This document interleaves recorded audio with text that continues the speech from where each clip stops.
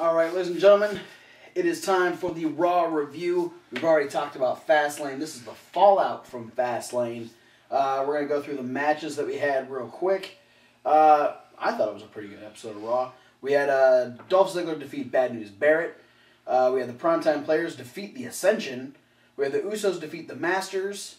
We had Jack Swagger defeat Stardust. We had the Bellas defeat Paige and Emma. We had Ryback defeat Curtis Axel, and then Bryan and Roman Reigns defeated Rollins and Orton in our main event. So we opened up with Randy Orton making his return, talking about what happened last night, or actually technically what happened 4 months ago, what put him out. Why? They saw it last time you did it. You did that in the last video. What did I tell you? What were we telling you about that on the set? And like WWE, I don't remember what happened a little while ago. Kick you off the show. Rollins put Orton out for 4 months with the curb stomp on the table, the curb stomp on the stairs. And so Orton decides, you know, screw it, I'm done talking. This is what happened. I want Seth Rollins out here right now. He ends up getting Triple H, Stephanie, Kane, and Big Show. And Stephanie and him, Triple H doesn't talk at all. Triple H is like, he's traumatized from what happened last night with Sting. So, you know, Seth Rollins and Stephanie just kind of go back and forth. And even though Stephanie was kind of angry, you know, about, you know, oh, you know, you could have just come back and joined the Authority, and, you know, this could all be worked out. So she offers a business meeting for later on the show where they can talk about, you know, his return, talk about him joining back up with the Authority, and kind of resolving the issues from the past. And Orton accepts and says, "Yeah, I'll see you guys later." And Promo, set up a promo. You know, we'll work that out. They like didn't even do a promo. They did a backstage segment. It's the same thing. No, it's not. It's completely different. And then we had Bad News Barrett was really angry because he doesn't have his Intercontinental title, but he's still the Intercontinental Champion, regardless if he can see the title. But he'd be going against Dolph Ziggler with R-Truth out there at commentary. Yeah, he did a promo during the break, which that's what's up. Was interesting, and my initial thoughts was I wasn't sure how I felt. I think I like the idea of them doing promos during the commercial break. It gives the crowd something to like watch. I don't like the idea of them cutting back to it midway through. Well, I think him, like what he addressed when the camera came back, rather than doing an entire elongated promo for everyone to hear, he gave the people who are there watching the show a little bit more, which is what usually happens, and then gave the TV audience what was necessary. Too. Yeah, I'm just saying. Oh, true. Yeah, it is on the WWE. You know what they should have did? It was more for the crowd and people that watch the app. He should have cut the same promo and then was like, now I will repeat myself, and then repeats himself. So we actually hear. That would have been interesting. And we got more booze probably that way. Yeah, maybe. I just think they should have done the whole promo at the break and then cut right back to the match. But then you know they would have done, during the commercial on the WWE app. Make a mention. I would be fine with them mentioning, oh, Wade Barrett said this on the app. They wouldn't just mention it. They'd bring it up little screen, and they just have him say it anyway. Yeah, but, like, what I'm saying is, like, a little during the break clip would be fine. Like, if they played the whole promo through the match, that would be fucking dumb. That would be dumb. But, I'm just saying, if this becomes a thing, I think that would be pretty cool. Because it would save time that's... We all agree, universally, Raw has too many non-match segments. Too much talking. Not every time. But oftentimes. Too long. The opening promo and then too much time dedicated to not matches. Too much time could be dedicated to matches. Dedicated to one storyline. Two. You know what I disagree. Me and Kevin Hawk, we don't like recaps. Well, yeah. I appreciate promos as long as they're promos that are done well. Yeah, but the promos they do, they run on too long, and other guys don't get an opportunity to. I'm not saying that recaps are a good thing. Recaps are terrible. What I'm Recaps saying should not is, happen. if they did promos during the breaks, it could Kind of a recap. it would allow for more match time. That's my Yeah. entire point. Yeah. They just need to utilize that extra hour better. Yeah. But anyway, I like the idea of hearing the promo as the match is going on, because it's only a little cut screen, so we don't really have to see the And look. then we don't have to listen to commentary. Yeah, fuck the commentary. I'd drown the Unless it's commentary out. R-Truth. Speaking of which, R-Truth is on commentary. We're all thinking, what the fuck is he doing on commentary for this? Well, I knew he beat Bad News Barrett on SmackDown. Well, yeah, he did, but... He's the #1 contender. Okay, but it That's still true. seemed really random that he was on commentary. Yeah, Yeah. because they made no mention of him beating him prior. There was no big Yeah. hoopla around it. It was all about Dean Ambrose wanting the match. Yeah. No mention of R-Truth. But this does open up an interesting idea of what are they going to do for the Intercontinental title at WrestleMania. Yeah. We had a great match between Dolph Ziggler and Wade Barrett. A lot of back and forth action. During one of the commercial breaks, we actually had Barrett throw Ziggler into R-Truth, which kind of pissed Truth off. And then we had a cool exchange at the end where Dolph Ziggler kept ducking the bull hammer, ended up hitting the zigzag, gets the win. So now he's had the title stolen. Yep. He's been beaten on Raw. He's been beaten off Raw. That's that other pay-per-view we were talking about. Yeah, sorry. One of the Bellas? Yes, that one. And to top it all off, Dean Ambrose decides to walk out after the match and show off the title that he stole. And so he gets in the ring, he talks some trash to Barrett. Fucking shoulder checks Dolph Ziggler. Yeah, Like, and I'm like, okay. And then he he kind of gives a little side glance at R-Truth. I was expecting him, because Truth was still at the commentary table, and he walked out and looked at him. I was expecting him to walk and just shoulder check R-Truth too. Yeah, he just walked by and, what's up, Truth? What the fuck are you doing over here? So, I kind of hope this is a fatal four-way at WrestleMania. Yeah. I would be super excited for these four to have a match together. And R-Truth on commentary proved how entertaining he is. R-Truth has always been entertaining. He just has to have the right spot to be in. And I think him added with this group, you've got key elements of funny in all four of these guys, but you also have very serious personalities in all of them as well. So I think it would be And you have great wrestlers in all of them. exactly. I could also see a Fatal 4-Way or R-Truth somehow gets a title match and loses and it ends up being a triple threat. Or I can almost see this playing out as kind of like a triple threat match maybe. You said that Between twice. R-Truth. You just said triple threat match twice. A triple threat #1 contender match between R-Truth, Dolph Ziggler, and Dean Ambrose. So who would Wade Barrett face at WrestleMania? Dean Ambrose. The winner of the triple threat Yeah. match is what he's saying. Oh, triple threat that leads into an area. Yeah. Oh, okay. Maybe. There's very many possibilities, and I love So possibilities. backwards of what happened with the world title last And year. according to Cody, the winner's already Dean Ambrose. Because Because he has the title. that'll be the thing. The match will That start means and he's Dean the Ambrose champion. Then that means it should be Wade Barrett versus R-Truth versus The Dolph only Ziggler, person that and the winner loses- faces Dean The Ambrose. only person that loses more than Dolph Ziggler is Bad News Barrett. Then we had the business meeting where they kind of resolved issues. Stephanie was standing in the center and all of the men came. That one was from her own mouth. I bet it was. She said that? They were all standing around she her. said- You're a whore, They- Stephanie. they- You're a Yeah, whore. they were standing around her and she said, "Thank you all for coming." Well, we all know she cheats on Triple H, like a Kurt Angle. And then there's a rated R version. There's a rated R version of. Well, actually, it'd be like And Randy X, Orton. rated X version. NC-17. NC-17 version of the app that you can get, and you can watch them all come. Yeah. Okay, we're not gonna do that. So Seth we had. Rollins. Keep it in your pants. So we had Seth Rollins was like really nervous because he's got Big Show and Kane behind him, but he's Well, Stop it. But he's got Randy Orton hanging out in the corner. Just, RKO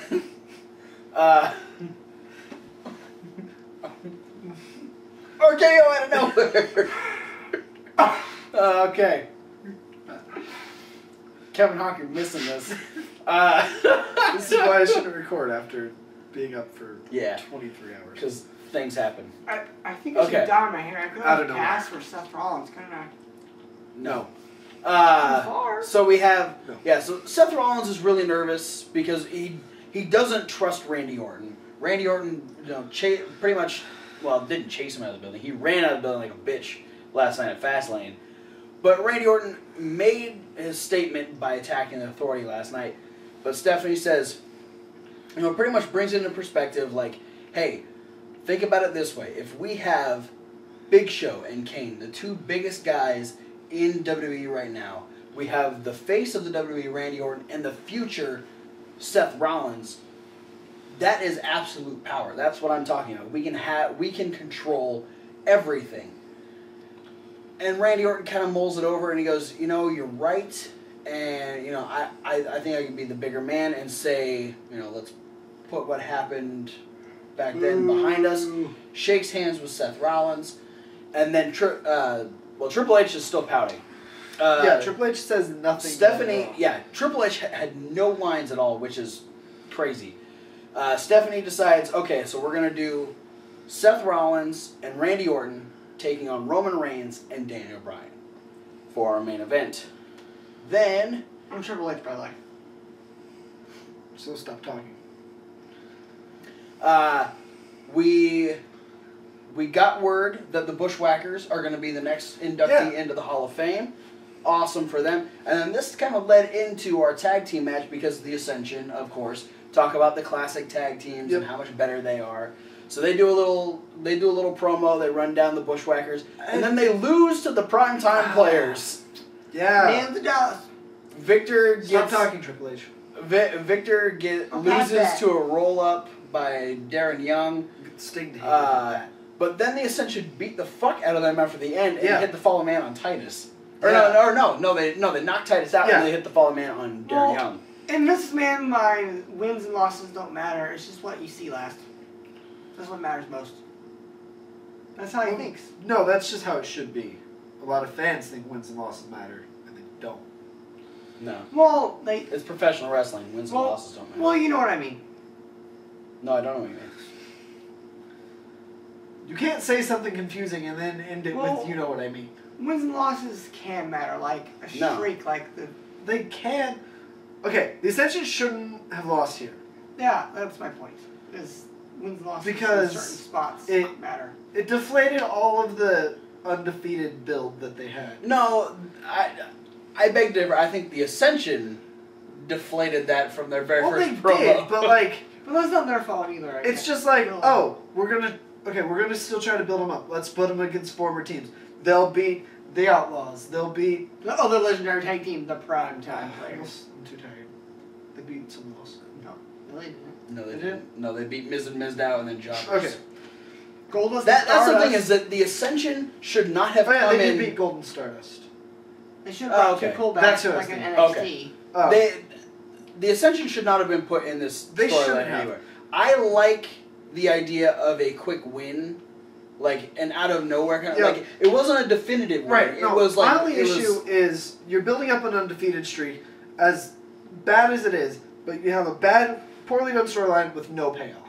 Well, they're more. It's just like the Bella storyline all over. It's more important about. That's a whole different. It's bad with no payoff. It's more about them kicking ass than necessarily. Yeah, I think bad with no payoff. They should have lost by DQ. I think bad, no payoff. I think the payoff is eventually going to be whatever legendary tag team that they face, hopefully the Dudleys. The Primetime Players, they already lost to the legendary tag team. No, they need to lose to a already established. They already lost. But that's the thing. They already lost. Like someone who doesn't matter. If the Primetime Players can beat them, even with a quick roll up, do you really think the Dudleys are not going like? No, this now makes the Ascension have to prove themselves. If they come through and they come back and dominate the Primetime Players, and begin to start another trail of destruction, one loss doesn't mean shit. Especially if it's a one quick loss to the roll-up. prime type players means you can't do shit against the Dudley Boys. They already beat the Outlaws, though. Who are So old. they already They're established old. themselves as... I'm just saying the Dudleys are fucking way more badass Well, than the prime look at it players. this way. Well, yeah. Look at it this way. I know the Outlaws came back last year when tag champions, but they're another year older, and they beat the Outlaws, who aren't active I think we've wrestlers. talked about this match longer than the Yeah. match. Then we We had... want to we had- care about the Ascension. We had Roman Reigns come out and start talking about his win over Daniel Bryan last night, and he said, not only did I win the Rumble, but I proved myself last night against Daniel Bryan, and now I can officially say I am going to WrestleMania and I'm going to beat Brock Lesnar. Daniel Bryan comes out and does a really cool, he was mad and upset, but at the same time he was, he thought about it and he goes, you know what? You and I went to war last night. We fought each other and you beat me. Oh, you mean an actual main eventer level promo out of Daniel Bryan? With actual emotion. Sorry, Roman Reigns, you showed no emotion. Right? Okay. I thought Roman Reigns did fine in this promo. Roman Reigns did fine, but Daniel Bryan did way Well, That's because, Daniel Bryan's got way more experience as far as promos go. I know. it's not Roman Reigns' fault that he's the main event of WrestleMania, but he can't promo on the level that they need him to. Anyway, then Daniel Bryan's like, hey, Roman, good job. And then he left. And then Paul Heyman was like, Yeah. This was, Yeah. and then, this is where it got really interesting because Daniel Bryan hadn't even left yet. He was still on his way out, and Paul Heyman comes out, That was awkward. and, he takes a step back as Daniel Bryan's, staring at him. He's like, okay, I'm not getting into Daniel you. Bryan will kick He your gets ass. in and talks about how he goes on this rant about no matter who it was, at any point in time, his money would be on Roman Reigns. Yeah, and the crowd booed him to shit. That once was he got into that was Stone the Cold and greatest. Rock. That was a great way Well, to they- put heat on They himself. booed him after they started booing him when he said Hogan. They didn't care. Yeah, about I us. know. Said Hogan and Andre. At the same time. Yeah, but, But- the crowd started building But up. as soon as he said later in Austin, life. Yeah. Yeah. Then they lost their shit. They lost their shit when he said The Rock, and then they kind of okay, John Cena, man, we don't really care. Well, Triple H was kind of iffy because Triple H got some. Yeah. No, they cheered when he Right mentioned now. Cena. They're like, yeah, fuck Cena.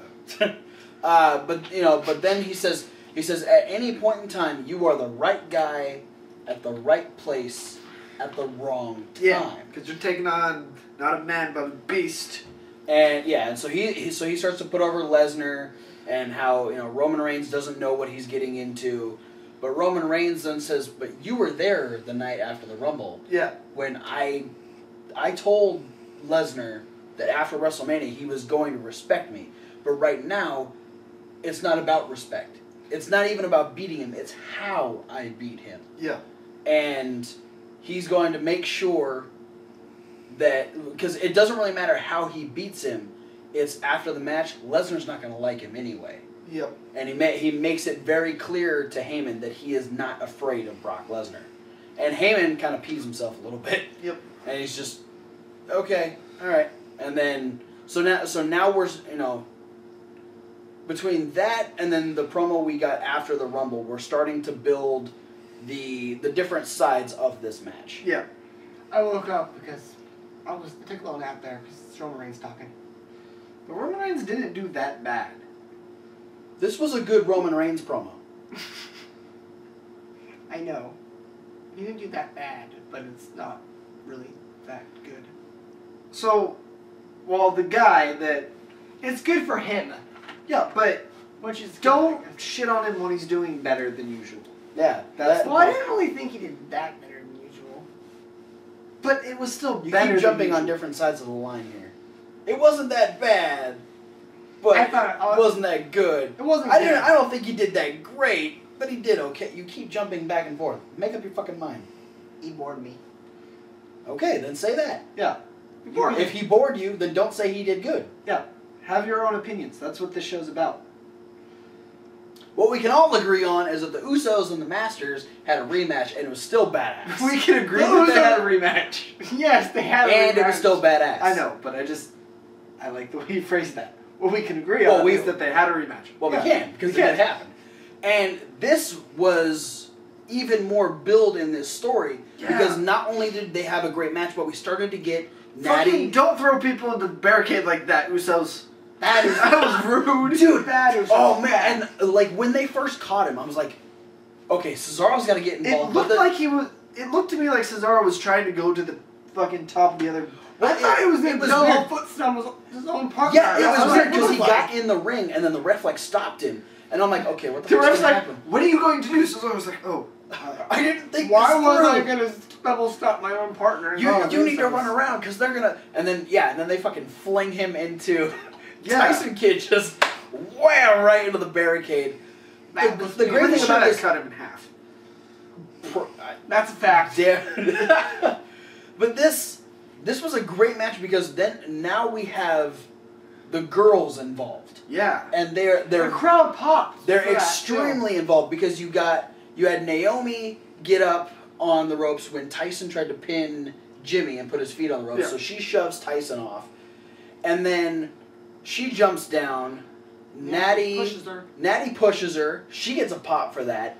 One of the Usos is getting ready to go up for the splash after hitting the super kick on Tyson. Yep. And then she grabs a leg. Uso crotches himself. We get a disqualification. And so now we've got not only tag team feud, but we've got a singles women's feud that could have amazing matches. And people care. Yeah. That's the best part about this. Yeah, because they can feed off each other. They can help the tag team and they can help themselves. It's kind of like a Lita Trish thing. Yeah. Very much. Yeah, like, very Trish much so. really helped. What was it, TNA? Yeah, TNA. Yeah. And then Lita helped the Hardys too, but they were already over. And Kids not that TNA, not the T and A. Yeah. Like the TNA you want, the other TNA you want to see. Yeah, Kids, ask your parents. Then there's two TNAs you want to see. TNA is dead. Only half of TNA is dead. Is Tess still dead? Tess is still dead. He didn't come back. We've been watching wrestling too long. There's a Twitter page called "Is Tess Still Dead?" And like, if you go every day, what the fuck? Every day if you check, it's just an update. Yes. That's fucked up. Disrespectful. So yeah, that was an awesome match. The Masters lost the match, but they are still the tag team champions because it was a disqualification. That's all that matters. Yep. Then we get a backstage segment where Miz talks to Mizdow about he's won every single title there is to win for him. Enter the 100 Battle Royal. There's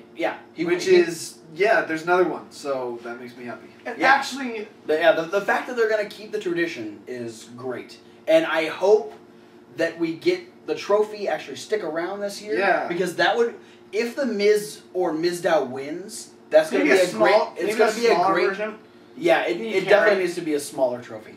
Well, I think they're not going to have Cesaro win it, so it has to be a smaller trophy. No one else can carry this. But not only this, but now we're getting more build for Mizdow because now he keeps trying to interject. He's getting roles now. Yeah, apparently he's going to be a spokesperson for a company and he's going to be in a commercial. Yeah, what commercial? Tell us. I might buy his product.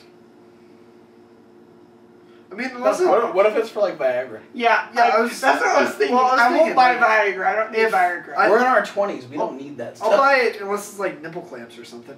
I don't need those. You don't want to buy nipple clamps from Mizdow? Not like Mizdow brand nipple clamps. You're not into nipple clamps? What if they say you're welcome? Oh my god. Maybe. I was thinking they'd like have his face on them and it would just be weird and stunt double. So but personal assistant. Okay. You can get them custom. You can get them customized. You can have them say whatever you want. So we get, but Mizdow is still in the personal assistant role, and he starts to get lint off of Miz's jacket. Then we had Bray Wyatt's Fallout promo. Oh shit! Where shit's getting real. This is so cool because now. Not only are we going to get Bray Wyatt promos, but we're going to get different props that mean something to the Undertaker until we finally get the answer from the Undertaker. Yeah. And it's going to make these promos even more interesting than they already are.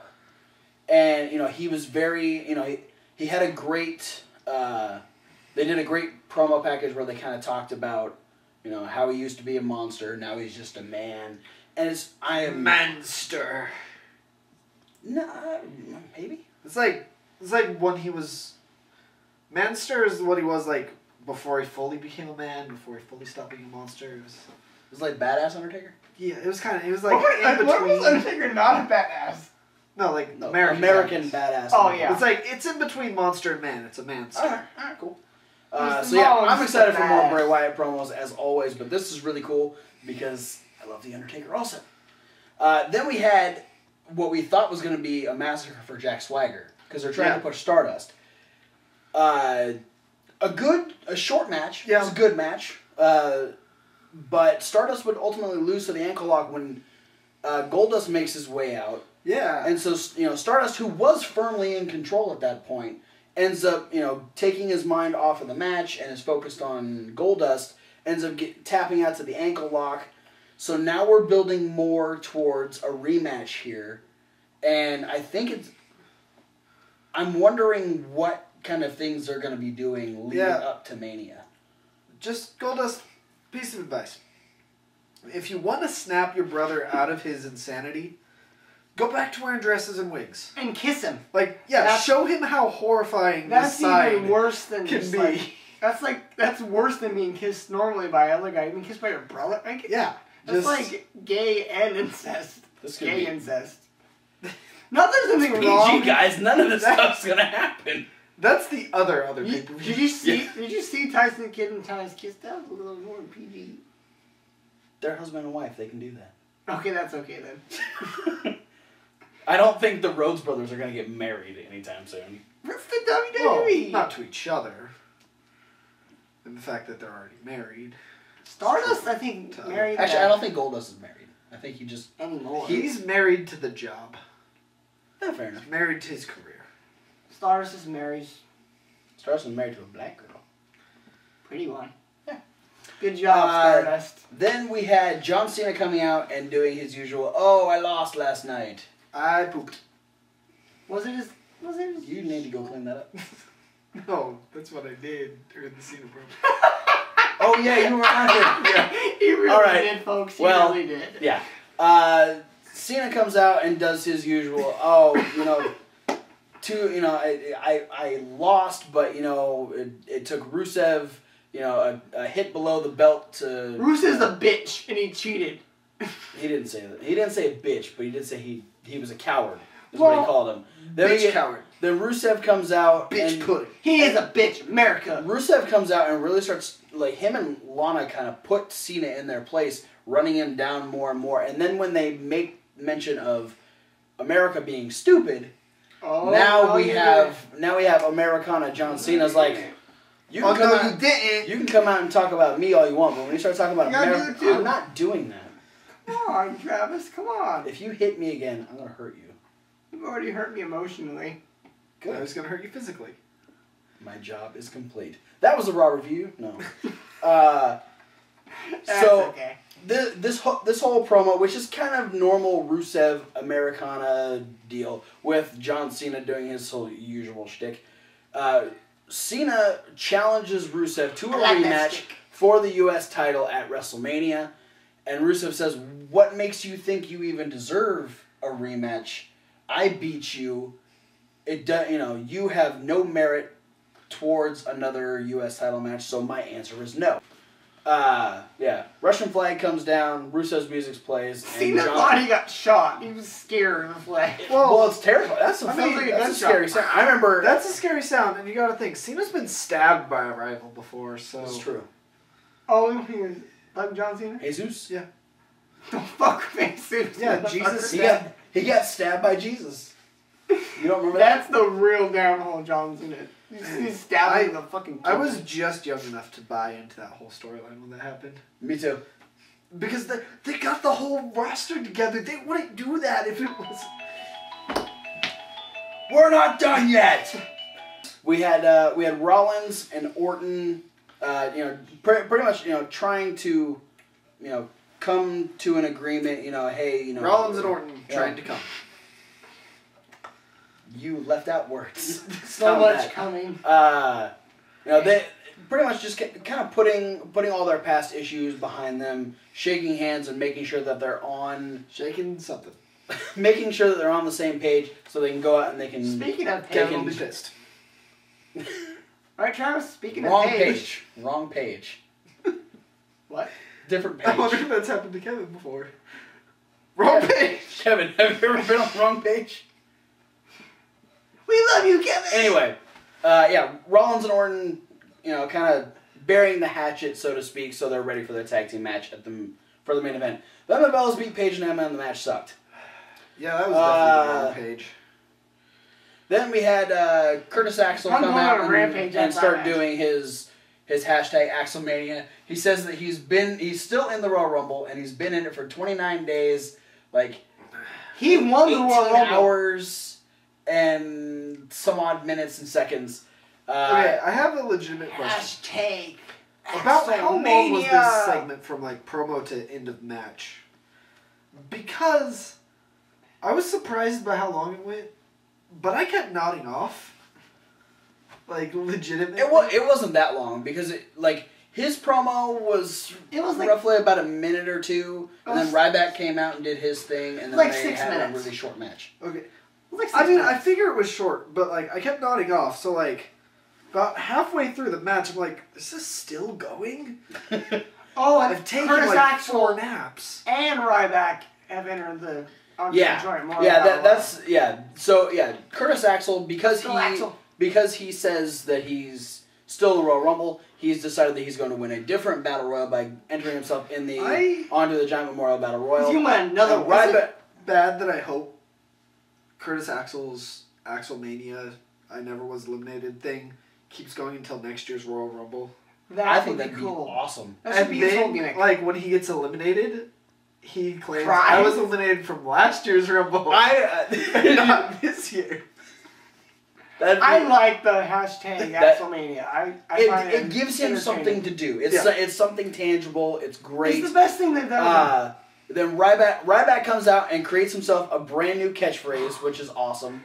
He enters himself into the Honor the Giant Memorial Battle Royal as well, and says say his catchphrase. I'm not there yet, Cody. He makes a joke about we used to be buddies. Everyone knows Ryback was one of the greatest tag teams of all time, and he goes, he shakes his head no, legitimately saying that Ryback was not a good tag team, and then said, I can't remember what led up to it. He said I wouldn't mind. Oh, he said I wouldn't mind whooping your ass all over Smashville, since they're in Nashville, and then says, if that makes you hungry, make some noise. And then everyone starts chanting, feed me more. Yeah. So good for you, Ryback. Making another catchphrase for yourself and then whooping the shit out of Curtis Axel. Catchphrases work. I don't know, I don't try them as much. Yeah, it's a lost art, which is unfortunate. Well, I'm trying to do a Roman Reigns 1 versus I was all, nodding off, and we were talking about Demolition earlier, so this could all be in my head. That's what I thought. I thought he said something more like, I'm going to smash the Axeman. That's what he said. He called him Axeman. He said, Axeman, you and I go back a long ways, because everyone knows that Ryback was one of the greatest tag teams. Which also goes into Nashville, Tennessee, Axeman. What? Axe, a guitar? In Nashville, Tennessee. Yeah. Anyway, so then we had our main event match where we had Roman Reigns and Daniel Bryan taking on Seth Rollins and Randy Orton. This was a really good match. Highlighted all 4 guys. Yeah. We teased the attack from Randy Orton. Randy Orton getting frustrated. We also kind of had a buddy moment with Roman Reigns and Daniel Bryan. Yeah. That was the best part of the whole match. So we have the match itself was great. It was the end that really solidified those. We have Randy Orton get ready to do the second rope DDT on Orton, Orton's gonna DDT himself. Yeah. Orton is getting ready to do the second rope DDT on Roman. That's what I was trying to say. Rollins tags himself in, and Orton's like, "What the fuck, bro? Screw that!" You know, he gets out. He doesn't care anymore. Well, he DDTs him first. Yeah, DDTs him, rolls out and starts yelling at Kane and Big Show. Because Big Show changed something. Seth Rollins thinks he's got Roman Reigns, goes for the curb stomp, gets shoved off, and then gets Superman punched. And then Roman Reigns goes back to the corner getting ready for the spear, and just as he does the ooh, gets tagged by Daniel Bryan, and both of them just kind of smile at each other like, "You son of a bitch." Yeah. Then Daniel Bryan gets in, hits the running knee on Seth Rollins, gets the win, and then we have the really weird moment where Randy Orton makes his way back into the ring. Rollins is down, and you're like, "Oh shit, here it comes. He's gonna punt him. This is the end. Randy Orton is not with the Authority anymore." He takes a couple steps towards Rollins. Jamie Noble gets in, gets RKO'd. Poor Jamie Noble. Just legitimately added, like, Jamie Noble is so close to the ground that it happens instantly. He scares Joey Mercury into the corner. Jamie Noble will go home tonight. And then just starts stomping towards Seth Rollins, picks him up, pats him on the shoulder, and walks away. It's okay, buddy. Yeah. I'm not gonna argue. So it's like tonight. Even though we were expecting Randy Orton to completely demolish Seth Rollins, he kind of like made it okay with Seth Rollins. Yeah. And that's a thing. So now we've got Randy Orton. I described it as the weird not swerve. Yes. It's a thing. It makes sense to me because Randy Orton is a calculated kind of person. He makes a game plan. Well, and he's not really. It's the reason why I find I like it is because it's kind of new for him to take a less direct approach. He's always been kind of very direct with things he does, especially angry He Randy had Orton. the IE, the intermittent explosive disorder storyline that never really left his character. Yeah, he he's just always gets mad and hits things. Yeah. Well, yeah, He doesn't like. but he's still a smart person. Well, yeah, but he never He's still like. intelligent. He's never really. That's why they call him the apex predator. Well, yeah, but he's never been like planning, plotting. He just gets mad and hits things. And he hits Like, the fuck you! I don't like you now. I'm gonna kick you in the face. But now he's a babyface, so he has to be calculating. He has to be smart. So what I see is happening is that he's going to dismantle the Authority from the inside out. Yeah. What I see is happening. I think is, it's new to his character. That's all I'm saying. Like, we know where they're going, so why? Why go there? But we watch wrestling. We know where everything's going. I know, but this is very much like even very much. they're trying to make you swerve on you a little bit, but it's obvious to everyone. Yeah. I like it. Even the common folk, like Dusty Rhodes. He's a calm man. I don't want him on the show. Yeah, he's fired. Yeah. But Kevin Hawk, please come back. Hashtag bring back Hawk. Yeah. Give Hawk a chance. Yeah. Give truth a chance. Cody, go. You're fired. Go. Fired. No, go. But I love you guys. Go. You're fired. Fine, have the other commenter come back next time. So that was it for the Raw review. Be sure to look down in the description for all of our Twitters, our emails. Except for his. That guy's over there. Well, I don't put his stuff. No, I don't put it. Yes. He doesn't mean anything to the show. Hey, what did I say? You're fired. You're fired. Oh my God, he's crazy. Oh my God, it's great. Like, share, subscribe, look over the playlist for all the other videos. I'm gonna go whoop his ass. I dropped my phone.